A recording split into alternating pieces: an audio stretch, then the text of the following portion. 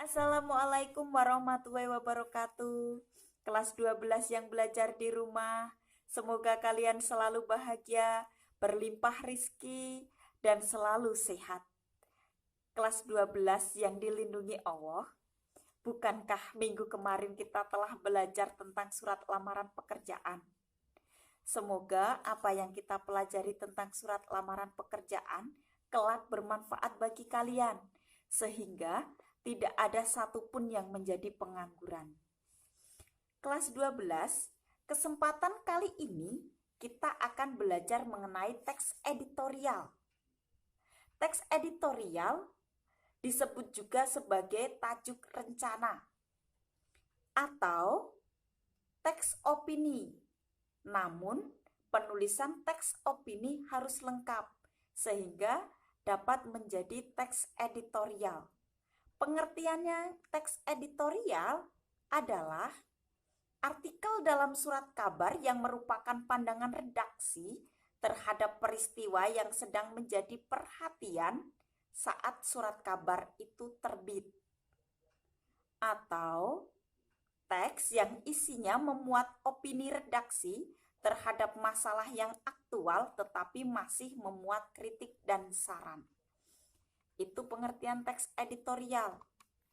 Karena tadi yang dibahas di teks editorial itu adalah opini, karena teks opini juga jika ditulis secara lengkap sama dengan teks editorial, maka kita harus pahami pengertian opini.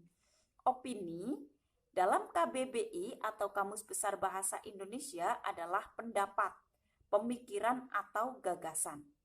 Jadi sebenarnya opini kebenarannya belum bisa kita buktikan.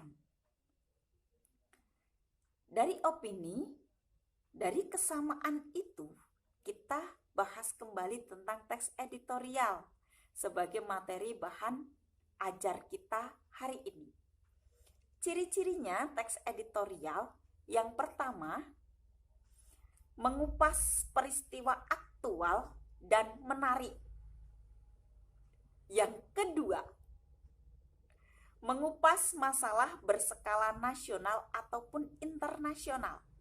Yang ketiga, berupa teks ulasan yang memuat kritik dan saran suatu masalah tanpa meninggalkan fakta.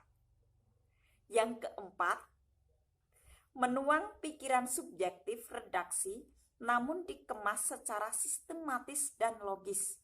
Jadi teks editorial itu mengupas peristiwa aktual. Aktual artinya apa coba?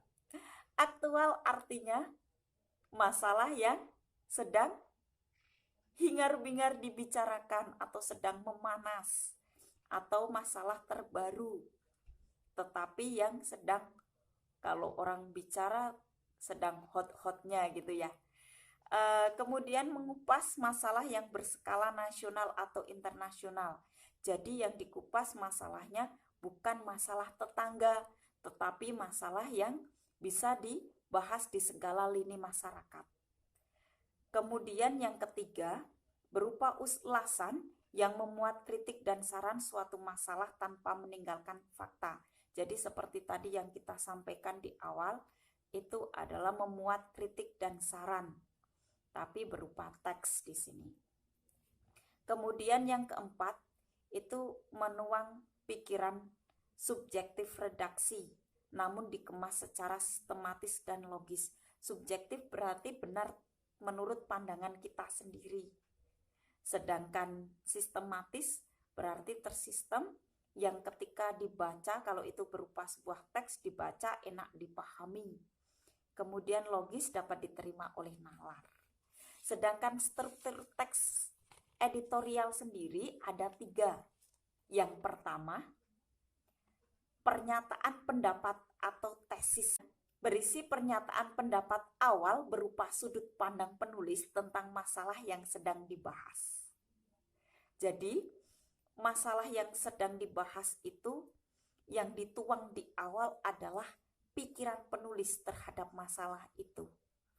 Kemudian yang kedua berupa argumentasi.